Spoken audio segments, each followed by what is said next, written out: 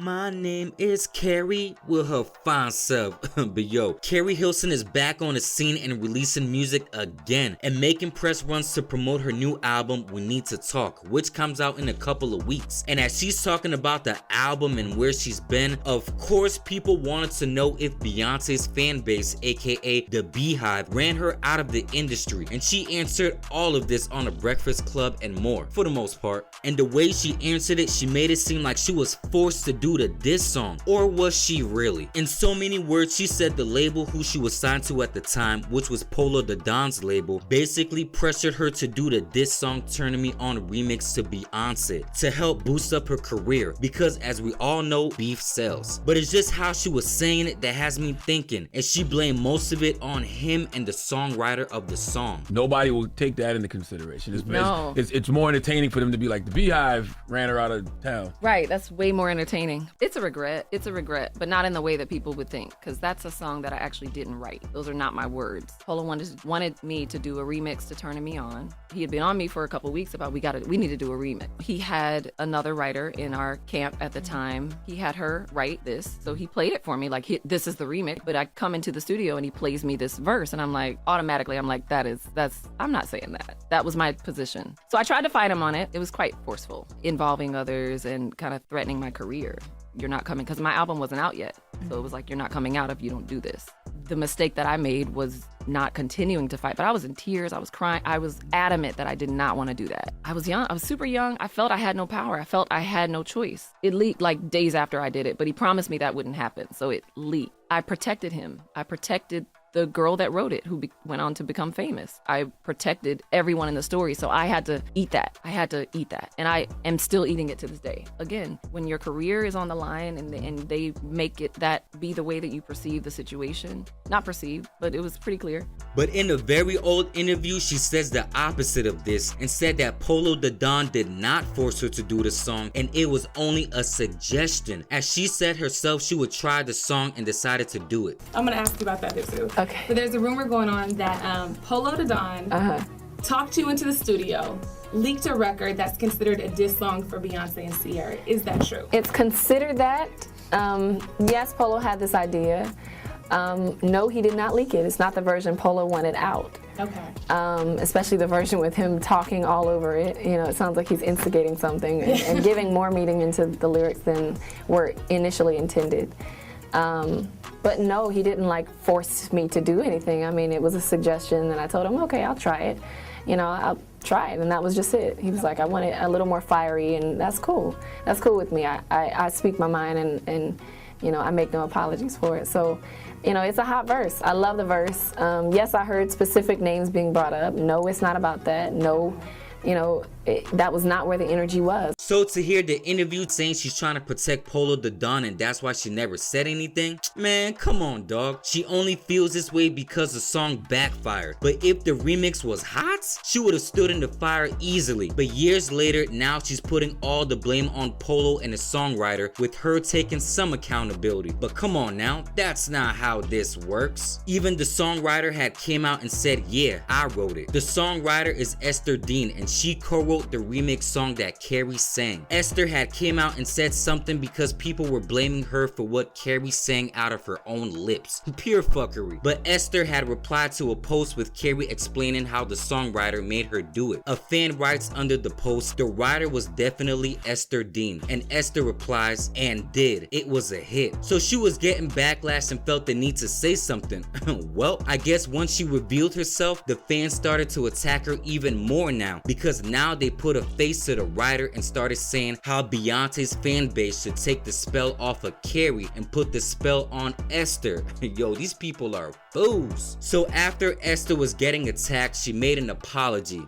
Man, you see, the internet done bullied Esther into saying sorry. Esther writes, I submitted a lot of verses for that remix. One got picked and it was co-written with Keri. Looking back, it was childish and didn't age well. I see how it hurt people, especially women, and I take full accountability. I've worked with and supported many women since, but that doesn't erase the moment. I'm sorry for my part in it. Growth is real and so is this apology. Like, girl, you didn't have to apologize for shit. Like she said, many verses were written and submitted for it and was co-written with Keri, and she decided to sing it. But on one hand, I could see the scenario of the label saying, hey, you gotta do the song or else we won't support your career and blackball you. So I can understand from that point. Even Polo the Don owned up to some of it, not all of it. He explained in an interview because people at first was thinking Keri was dissing Sierra and that had caused the beef between the girls. But Polo says Sierra thought Keri was talking about her when she wasn't talking about her in particular. I had a lot to do with it. I told Sierra, yo, Keri didn't even want to say half the shit she said in that remix. I just kept pushing it and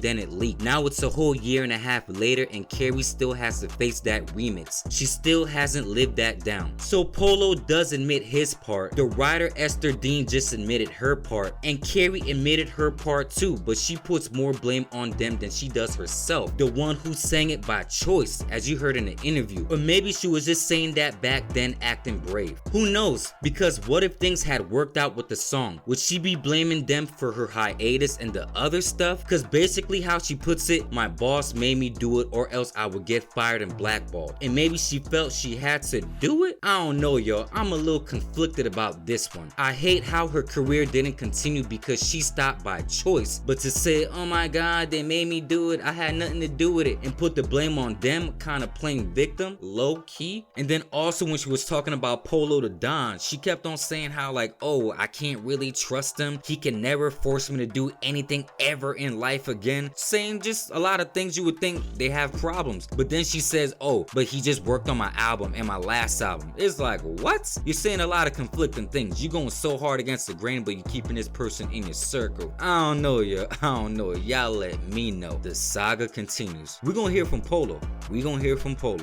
And I'm back just like that. You see, I already knew someone was going to respond, and Keri Hilson responded back to Esther Dean first because she didn't like when Esther responded. She said that they co-wrote the song. I already knew. But she says to Esther, Dean, I personally don't think this is our fight to have. I respected you on this matter for 16 years and attempted to do that again yesterday while finally expressing the truth when asked. But since you're coming to the table, let's be clear. You used the word co-wrote. I rewrote 3 lines in your verse, which was the only battle I won in the whole matter. But you weren't there when all this was going down and we didn't write it together. But these lines are mine. Been getting dollars, boy. Don't get your money up. No, you ain't the only homie on me. Line up. The softest section lines about a boy. Because not only did I strongly disagree with the unnecessary hateful sentiments towards other women, and I've never been a fan of the publicity stunt method, I also argued in my trail of attempts that this verse isn't even on subject with the original song, which is how I even got those 3 lines on the remix. They were taken from the ideas lines in my phone that I mentioned in the full interview. You chose to stay quiet for 16 years but coming out only now when you felt a portion of the heat I've gotten all the time. I really wasn't gonna discuss this anymore, but in that interview we talked about the backlash of not speaking up for myself. So I just want to finally clear the air respectfully. For those who only watch the clip, I suggest you watch the full interview.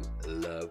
You see, and this is exactly what I'm talking about. You did a whole interview and we listened and you put blame on Polo and the writer. Well, the writer finally responded because everyone was blasting her and she said her truth. She said you guys co-wrote the song and I guess you didn't like that co-wrote part. You don't want to take full ownership that you fixed your 2 lips and sang the remix. I don't care how we slice it and dice it. Like in the full interview, like she said she should have fought more, you know, to do it her way. You really should have, or just not should have done it at all. But to still not take the 100% ownership and to put it on the co-writer? Come on, man. Well, we're not gonna do that. She's not the artist. You're the one on stage. You're the image. You're the prize. You're the one fixing lips singing. Come on now. Yo, Polo the Don, yo, you're gonna have to come out and say something because the girls are going back and forth. By the time I upload this video, Esther Dean is gonna reply back tomorrow. And then, hey, Polo, you gotta come say something. But at the end of the day, Keri, this is all good promo. So it worked out in your favor. Soak it all up. But let's stay tuned. Y'all tell me what you think in the comments.